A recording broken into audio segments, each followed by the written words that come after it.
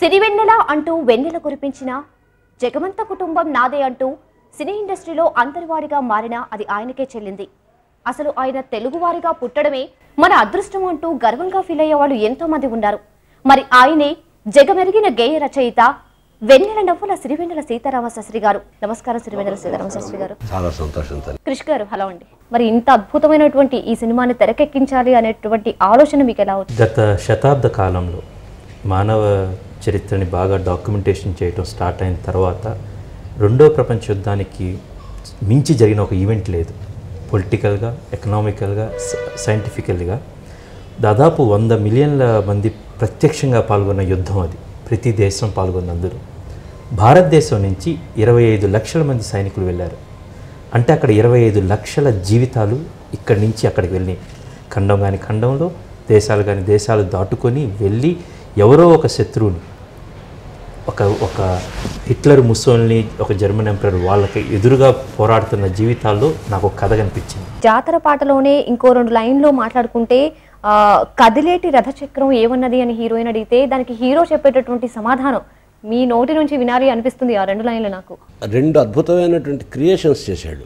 ఒకటి సారెలమ్మ, 2 తిరుపయ్య. ఇలాంటి పేర్లు కలిగినట్టు గ్రామదేవతలు ఉన్నారో లేదో మనకు తెలియదు, కానీ తిరుపయ్య, సారెలమ్మ. సారెలమ్మ అని చెప్పడంలో ఇక్కడ కులాల పేర్లు కానీ మరొకటి కానీ ప్రత్యేకంగా పెట్టకుండా గ్రామానికి ఒక గ్రామదేవత ఉంటుంది. యాక్చువల్గా ఇవాళ గ్రామదేవత అనే విషయాన్ని కూడా తెలుసుకోవాలి.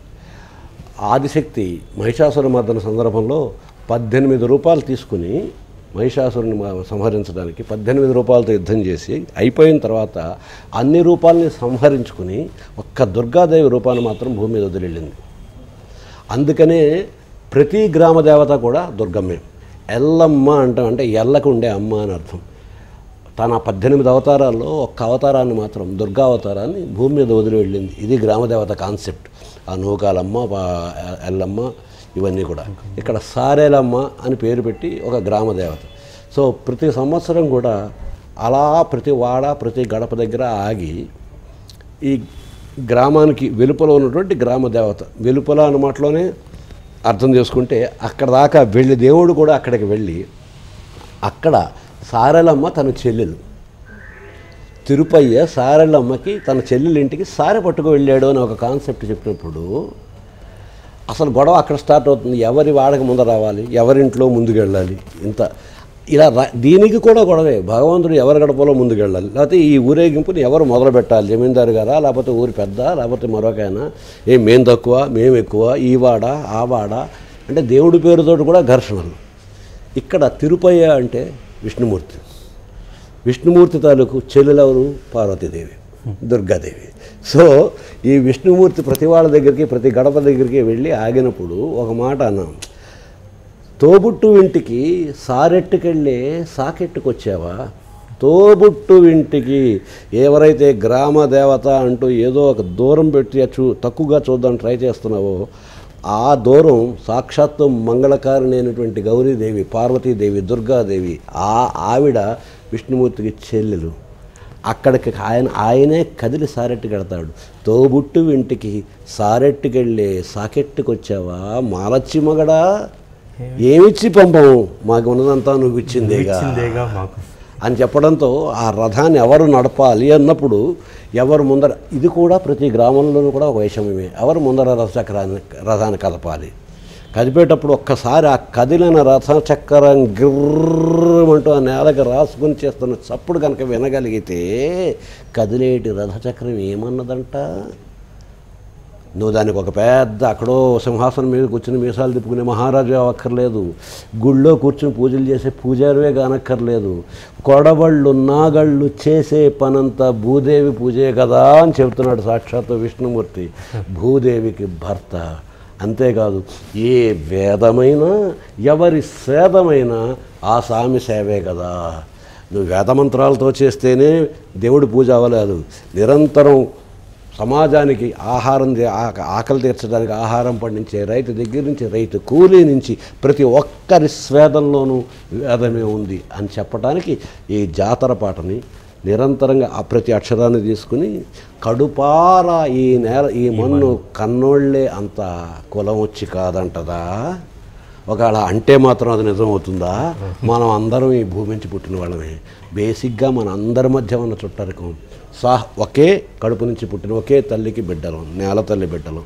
ఇది తెలుసుకుంటే ఆ రథచక్రపు ఊరేగింపు అర్థం చేసుకుంటే విష్ణుమూర్తి తానంతట తను కదిలి ఈ ఊరి వాడకి అవతలకు వచ్చి చేస్తే తెలుసుకుంటున్నాడని తెలిస్తే దేవుళ్ళకు కూడా లేని భావాలు భేదాలు మనకెందుకని అర్థం. మళ్ళీ అక్కడ కంచెలు లింక్ చేయాలి. సో ప్రతి చోట దేవుళ్ళకు మధ్య కూడా కంచెలు వేసే పరిస్థితి నుంచి మొదలుపెట్టి ప్రపంచానికి రాజ్యాధికారం దాకా. అలాగే సార్, మీరు రాసినటువంటి పాటల్లో ఎంతో అందమైన ప్రేమ పాటలు రాశారు. ఆ ప్రేమలో ఉన్నటువంటి మాధుర్యం, తీయదనం బాగా కనిపిస్తుంది. ఎప్పటి నుంచో రాస్తూనే ఉన్నారు. అండ్ ఇప్పుడు కంచె సినిమాలో కూడా ఒక అందమైనటువంటి ప్రేమ పాట రాశారు మీరు, ఇటు ఇటు అంటూ చిటికలు ఎవరికో అని. అండ్ ఆడియో రిలీజ్ ఫంక్షన్లో కూడా మీకు బాగా నచ్చిన పాట అని చెప్పారు దాన్ని.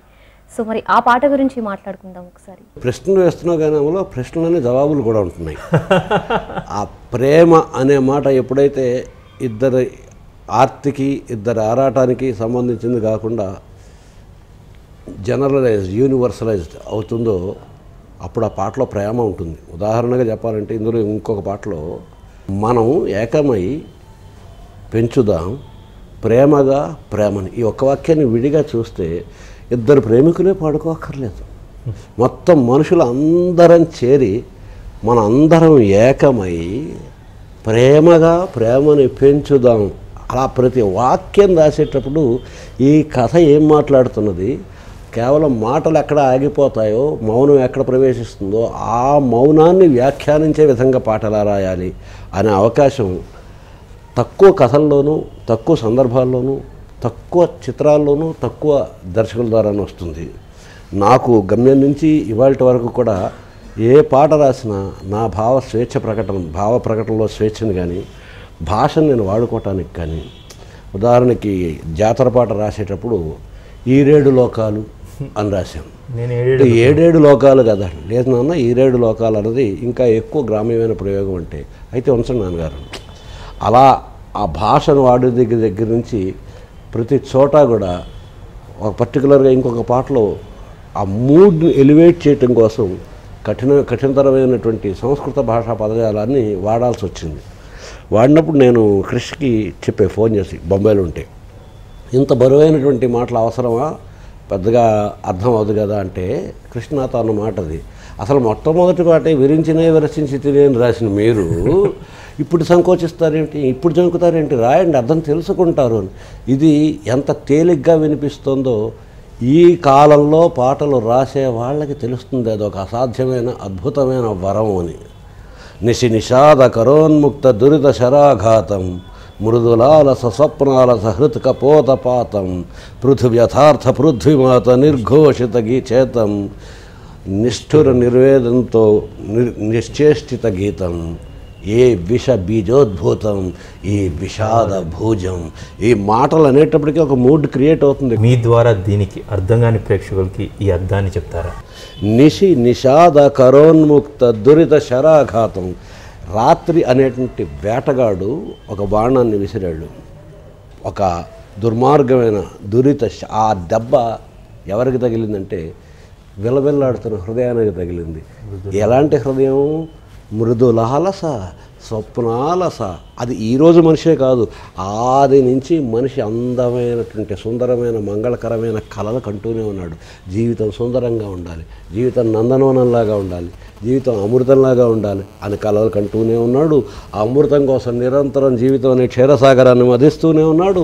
మధించిన ప్రతిసారి అమృతంగా అన్న ముందర హాలాహలం వస్తూనే ఉంది. ఆ హాలాహలపు జ్వాలలో పడిపోతూనే ఉన్నాడు. అమృతం ఇంకా అందినట్టుగా దాఖలాలు కనిపించట్లేదు. సో మృదులాలస, మృదువైనటువంటి కోరికల స్వప్నాలతో అలసి ఉన్న హృదయానికి ఆ చిమ్మ చీకటి అనే రాక్షసుడి చేత విడవబడినటువంటి ఆ దుర్మార్గం అనే బాణం తగిలింది. విలవిలలాడుతోంది. హృత్కపోతపాతం. హృదయం అనేటువంటి ఆ పావురం విలవిలలాడుతుంటే పృథువ్యథార్థ పృథ్వీమాత నిర్ఘోషిత చేతం. హాయిగా జీవితాన్ని సూచించే విధంగా లబ్ డబ్ లబ్ డబ్ అని జీవనాదాన్ని వినిపించవలసినటువంటి ఈ భూమి తల్లి తాలూకు గుండె భయంకరమైన ఆర్తనాదం చేస్తూ నిర్ఘోషిత చేతం అయిపోయింది. జీవన గీతం ఒక గతి కానీ లయ కానీ శృతి కానీ ఏమీ లేకుండా నిష్ఠుర నిర్వేదంతో నిశ్చేష్టిత గీతం, ఒక పద్ధతి క్రమం ఏమీ లేకుండా అది పాట బదులు భయంకరమైన వేటగా మారిపోయింది. ఏమిటి ఈ స్థితి? ఈ భయంకరమైన ఈ దుస్థితిని, ఈ మహావృక్షానికి విత్తనం ఎక్కడ పడింది? ఏ విష బీజోద్భూతం ఈ విషాద భోజం. ఇదంతా కూడా ఆ నిత్య జీవితం ఇంత అల్లకల్లోలంగా, కళ్యాణమయంగా ఉండవలసిన జీవితాన్ని చేతులా ఇంత కల్లోలంగా చేసుకుంటున్నామే అని ప్రతి హృదయం పడుతున్న పాడవలసిన ఆర్తిని, ఆర్తి అంటే ఆరాటం అంటే బాధ అంటేనే ఒక్కసారిగా సిస్టమ్ మొత్తాన్ని విపరీతంగా హింస పెట్టేది. ఆ పదాలు కూడా అంత బీభత్సాన్ని పుట్టించాలి. అందువల్ల అదేదో మనిషి చాలా బాధపడుతున్నాడు అని చెప్తే ఆ భాషకు ఆ ఫలం రాదు. నిష్ఠుర నిర్వేదంతో నిశ్చేష్టిత గీతం ఏ విష బీజోద్భూతం. అది చదువుకుంటేనే చాలా ఒక రకమైన తీవ్రమైన విషాదంతో మనసు కింగిపోయి ఏమిటి ఇంత దారుణమైన పరిస్థితి అని అనిపిస్తుంది. ఇలాంటి భాషను వాడటానికి కూడా స్వేచ్ఛ ఇచ్చాడు. అయితే ఇలాంటి చిత్రాల్లో ఆడియో ఫంక్షన్లో ఇటు ఇటు ఇటు అని చిటికలు ఎవ్వరివో ఏమో అని రాసినప్పుడు అది ఆ పాట నాకు చాలా ఇష్టం అని చెప్పాను. ఎందుకు చెప్పానంటే ఇప్పుడు ఇందాక చెప్పిన ఈ సంస్కృత సమాసాలతో కానీ, ఆ జాతరలో కానీ, లేకపోతే విద్వేషం పాలించే దేశం ఉంటుందా, ఇలాంటి పాటల్లో ఆ సిచ్యుయేషనే ఆ పాట తాలూకు బీజాలు ఉంటాయి. స్వరం లేని ఏ రాగంతో ఇలా చెలిమిలా స్వాగతమందో ఇవేవి ఇలాంటివేం తెలియకముందే మనం అనే కథానిక మొదలైందా. ఎందుకంటే ఇది డ్యూయెట్ డ్యూయెట్ అని తప్ప ఇంకేం చెప్పలేదు డైరెక్టర్, ట్యూన్ తప్ప ఇంకేం ఉండదు. కానీ ఆ డ్యూయెట్లో నేను అచీవ్ చేయదలుచుకుంది కంచి సినిమాకి రాస్తున్నాను.